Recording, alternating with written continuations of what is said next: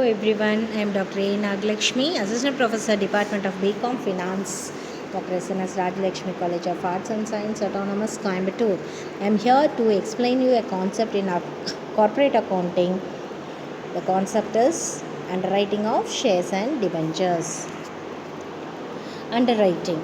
First, we should know what is meant by an underwriting. Underwriting is nothing but an agreement entered by a corporate or a bank or an individual person with the company for issuing the shares to the public, issuing the shares to the issuing the unsubscribed shares of the company.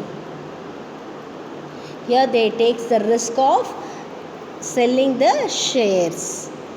That is called as underwriting. Underwriting is an agreement entered into before the shares are bought by the public. That is, that in the event of the public not taking up the whole of them, the underwriter will take an allotment of such a part of the share as the public has not applied for it. Need for underwriting. When a company goes for an initial public offer, it may face certain uncertainty about whether its offer of shares or other securities will be subscribed in full or not.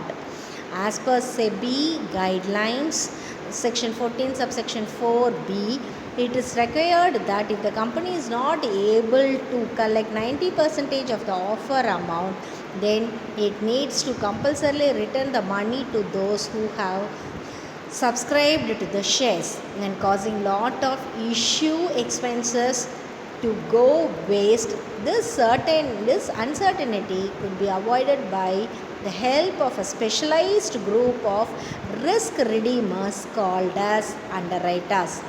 Underwriter is a person or a company or a bank or a corporate. They will, as per the guidelines of the SEBI, it is must that a company has to attain minimum subscription of 90% of the issue. If that subscription is not attained, then the company's responsibility is to return back the application money to those who applied for it. It is a total time waste and it makes a loss of issue expenses. So in order to avoid that, because if it is a new company, the public will not be aware about the company's position, so many of the public will not come forward to buy the shares of the new company. So in that case, this underwriters will act as a risk redeemers. They will buy the shares and they will sell the shares to the public. They will take the risk and they will help the company to attain the minimum subscription. So this is the need for underwriting. Underwriter versus brokers. So now we are going to see the difference between the underwriter and the broker. The first difference is the person or institution underwriting a public issue of shares or debentures are called underwriters.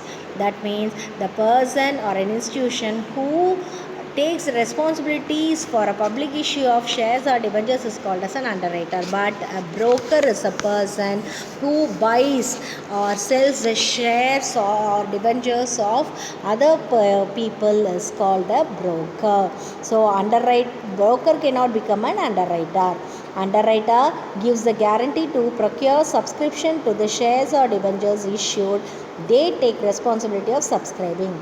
Brokers merely promise or try to procure subscription to the shares or debentures issued. They do not take any responsibility of subscribing. If whole of the issue is not subscribed by the public, underwriter is liable to take the balance of the shares or debentures. And in the case of broker is not able to take any shares or debentures. The last difference is remuneration paid to the underwriter is known as underwriting commission.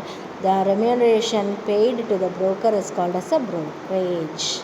So here we get a clear idea that underwriter and the broker is extremely different. Broker is a person who buys or sells the shares of a company. Shares, not only shares or debentures of the company, but underwriter takes the risk of selling the unsubscribed shares to the public.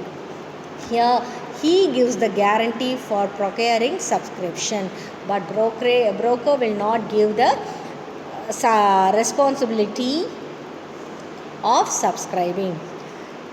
Then the remuneration part, the commission paid to the underwriter is called as an underwriting commission, but the commission paid to the broker is called as a brokerage.